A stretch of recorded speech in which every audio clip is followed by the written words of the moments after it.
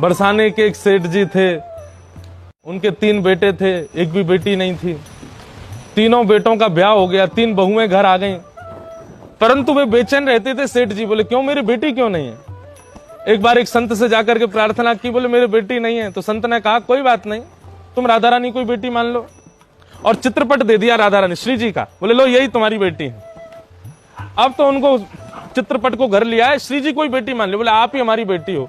तो एक पिता अपने मन के जो भी बात बेटी से कहता वो सब सेठ जी कहते थे।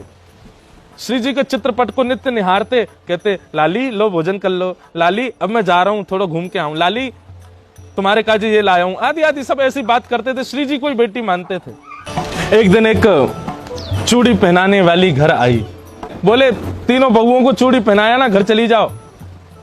ठीक है, घर आई, तीनों बहुओं को चूड़ी पहना दी।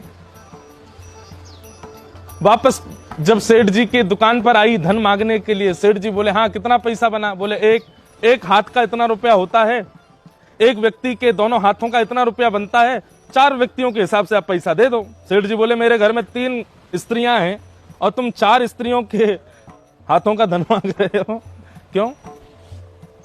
बोले क्योंकि मैंने चूड़ी 4 लोगों को पहनाई है। सेठ जी बोले झूठ बोलती है, मेरी केवल 3 बहुएं हैं, चौथा कोई है ही नहीं चूड़ी पहनने वाला घर में।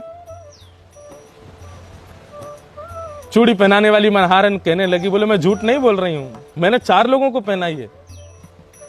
बोले मैंने बड़ी बहू को पहनाई, मझली बहू को पहनाई, तीसरी बहू को पहनाई। जैसे ही मैं वहां से उठ के आने लगी तो एक नन्हे नन्हे हाथ और आए मेरे आगे, बोले हमें भी चूड़ी पहनाओ। बोले हम भी इस घर के सदस्य, हमें भी चूड़ी पहनाओ, हम पहना के आए हैं। सेठ जी बोले झूठ बोल रही है, मेरे घर में कोई यही नहीं चौथा पहनने वाला। रुक जा, मैं घर जाऊंगा, पहले देखूंगा किसने चूड़ी पहनी, अगर पता चलेगा तो ही तुझको पैसा दूंगा। मनहारन तो बोलती रही, मुझ पर विश्वास करो, मैं 4 लोगों को पहना के आई हूं। सेठ जी नहीं माने। रात्रि में घर गए, बहुओं से जाके पूछा हाँ भाई तुमने सबने चूड़ी पहन ली? बोले हाँ पिताजी हम तीनों ने पहन ली। बोले चौथा कोई चूड़ी पहन के गया? बोले नहीं चौथा तो कोई नहीं था। बोले मनहारन लोभी हो गई है, बता चौथे व्यक्ति के चूड़ी का पैसा मांग रही थी। कोई बात नहीं, सो जाओ, कल उसको 3 लोगों के हाथों के पैसा ही दूंगा मैं, 4 लोगों का क्यों दूं जब चौथा कोई है ही नहीं तो। और ऐसा कहकर के सेठ जी अपने कक्ष में गए और विश्राम के लिए जैसे लेटे, नेत्र लग गए, नींद आ गई। नींद आते ही श्री जी स्वप्न में प्रकट हो गई, रुदन करने लगी। सेठ जी कहने लगे लाली तू काहे को रो रही है, का है गो? अरे कोई अपराध बन गो, कोई कष्ट है गो, आज तेरे भोग ना लगो का, भूखी रह गई है लाली, तू रो क्यों रही है?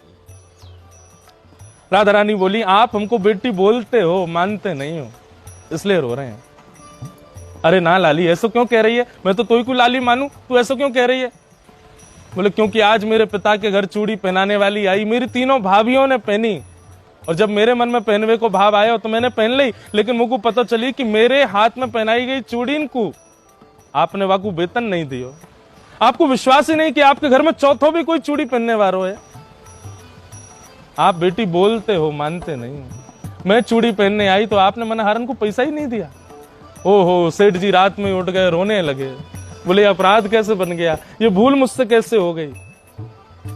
मतलब सेठ जी पुत्री मानते थे तो ऐसा नहीं है कि ठाकुर जी ही केवल सेठ जी का ही भाव है, श्री जी का भी भाव है कि ये मेरे पिताजी हैं, और उसी भाव से श्री जी विराज रहे हैं।